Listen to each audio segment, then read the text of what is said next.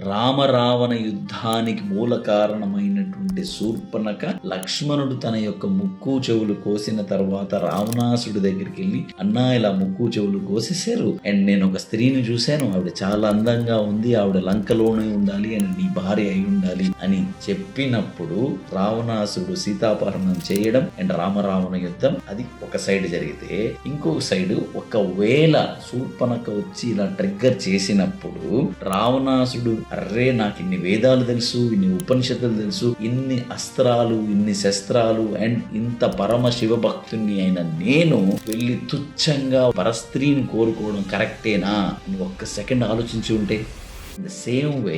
మనకి ఎంత నాలెడ్జ్ ఉన్నా మనల్ని ట్రిగ్గర్ చేసేటువంటి మన విషయాలు చాలా ఉన్నాయి మన సమాజంలో. సచ్ యాజ్ ఒక స్మోకింగ్ చేయడం కానీ, డ్రింకింగ్ చేయడం కానీ, మొబైల్ అడిక్షన్ కావచ్చు, ఇంకోటి కావచ్చు. ఇలా మనల్ని ట్రిగ్గర్ చేసినప్పుడు ఒక్క సెకండ్ అర్రే నాకు ఇంత నాలెడ్జ్ ఉంది, అర్రే నేను సాధించాల్సింది ఇంత ఉంది, నా రెస్పాన్సిబిలిటీ ఇంత ఉంది, ఒక్క సెకండ్ ఆలోచించామనుకోండి ఎలా ఉంటుందో ఆలోచించుకోండి. రైట్, అన్ని ట్రిగ్గర్స్ని పక్కన పెట్టేసేసి just focus on what ever you want achieve.